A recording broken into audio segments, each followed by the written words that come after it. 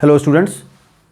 तो इलेक्ट्रोस्टैटिक में हम पढ़ रहे थे चैप्टर नंबर 2 और चैप्टर नंबर 2 को स्टार्ट किया था हमने और इलेक्ट्रोस्टैटिक पोटेंशियल और कैपेसिटेंस, और उसमें इलेक्ट्रोस्टैटिक पोटेंशियल के बारे में मैंने एक कंसेप्ट बता दिया था आपको।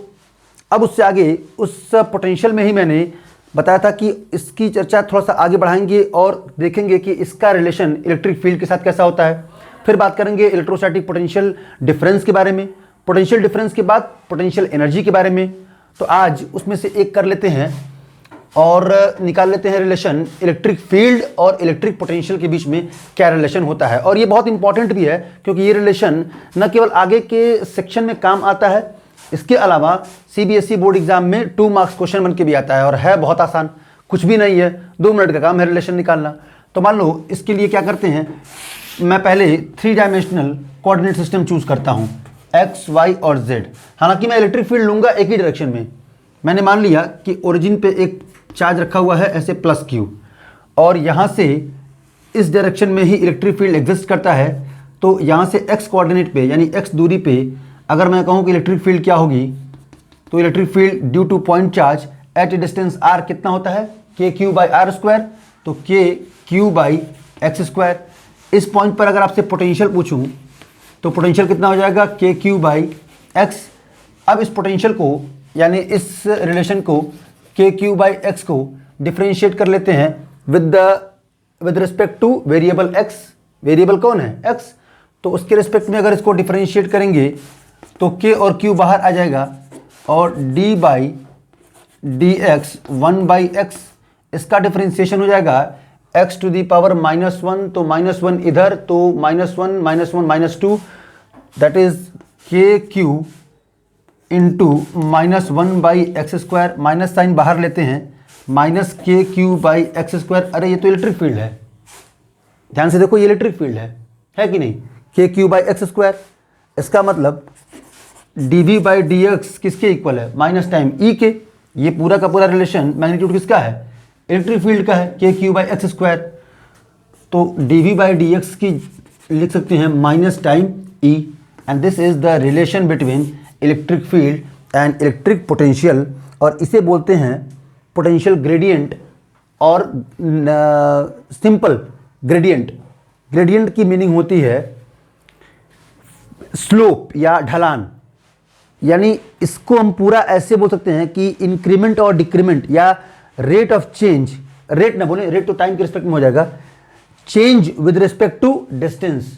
तो ये जब चेंज x के रिस्पेक्ट में हो रहा है, समझा भी जा सकता है कि जैसे जैसे x बढ़ेगा, x कोऑर्डिनेट बढ़ेगा, वैसे वैसे पोटेंशियल घटता जाएगा। और यहाँ साइन के साथ आ भी गया है कि अगर इलेक्ट्रिक फील्ड के डायरेक्शन में आप आगे बढ़ेंगे, प्लस क्यू चार्ज की वजह से इलेक्ट्रिक फील्ड का डायरेक्शन ये रहा, और इसकी डायरेक्शन में जैसे जैसे आगे बढ़ेंगे वैसे वैसे ये जो आपका चेंज हो रहा है वो चेंज नेगेटिव में आएगा। मतलब नेगेटिव में बढ़ने का मतलब घटना, ये नेगेटिव में बढ़ेगा इसका मतलब घट रहा है। सो इसको बोलते हैं negative gradient of potential, electric potential is equal to electric field. This is a new definition of electric field. Electric field की एक और डिफिनेशन तैयार हो गई कि नेगेटिव ग्रेडियंट ऑफ, यहां से लिख लो, E is equal to minus time D V by D X. Minus sign को ट्रांसफर कर दिया इधर, तो E is equal to minus time D V by D X. This means that negative gradient of electric potential is equal to electric field. Electric field और electric potential में ये बहुत ही ज़बरदस्त रिलेशन है। मैं बता दूंगा आपको कि आगे चल करके भी काम आएगा, और बोर्ड एग्जाम में ये छोटा सा रिलेशन निकालने के लिए भी आता है, 2 नंबर में ये क्वेश्चन आता है। तो ये चीज़ याद रखें आप, और इसको हम थोड़ा सा अगर 3 डायमेंशनली इसको ऑपरेट करें, मैंने तो केवल इलेक्ट्रिक फील्ड को x डायरेक्शन में माना है। अगर मैं मानूं कि x y z तीनों डायरेक्शन में इलेक्ट्रिक फील्ड एग्जिस्ट कर रहा है, तो इसे लिखने का तरीका होता है E is equal to minus time del operator, इसी को बोलते हैं ग्रेडियंट। जो मैंने ये उल्टा करके बनाया हुआ है डेल्टा, उसी को बोलते हैं ग्रेडियंट। तो negative gradient of potential is equal to electric field, और इसकी मीनिंग जो होती है वो बहुत इंपॉर्टेंट होती है।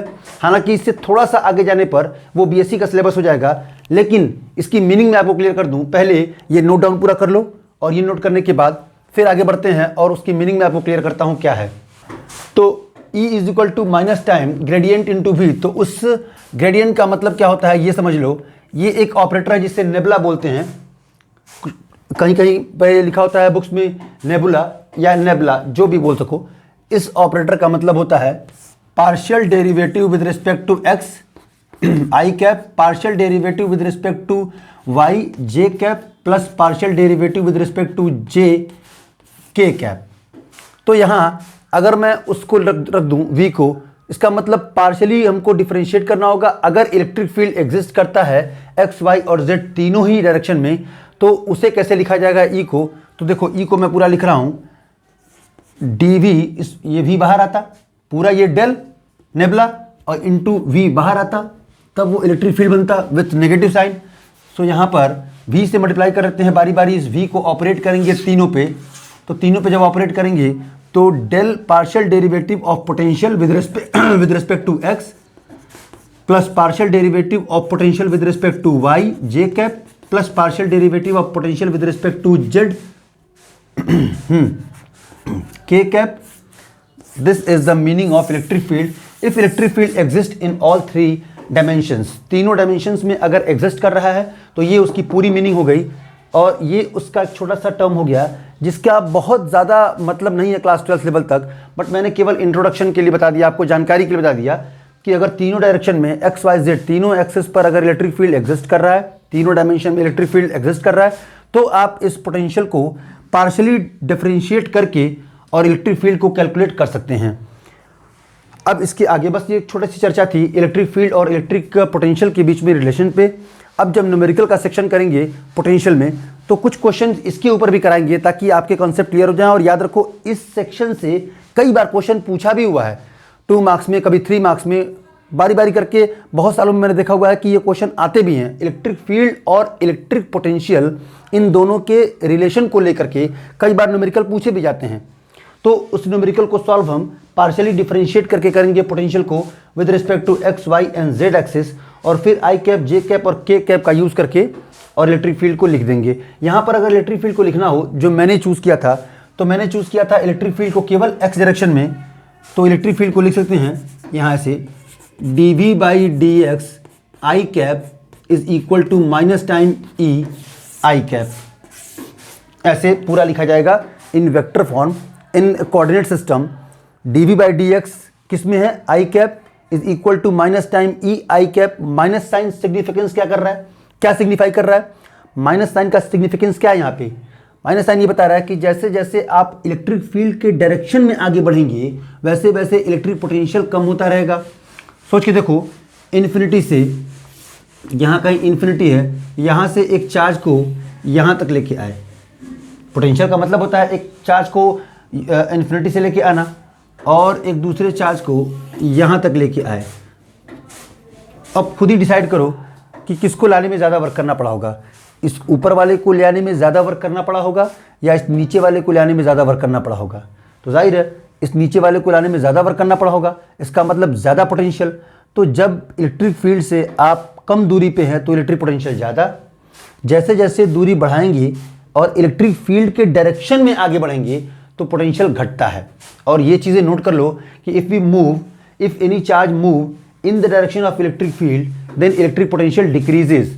और अगर अपोजिट मूव करे यानी इलेक्ट्रिक फील्ड इधर और इलेक्ट्रिक फील्ड के डायरेक्शन के अपोजिट मूव करे चार्ज तो पोटेंशियल बढ़ेगा। तो ये एक छोटा सा पॉइंट जो कभी कभी आ जाता है कि what does this negative sign signify. This signifies that if we move in the direction of electric field, electric potential decreases. That is, this is the decrement of potential with respect to x in the direction of electric field. Clear है यहाँ तक? तो आज हमने electric field और electric potential के आपस के रिलेशन के बारे में बात की।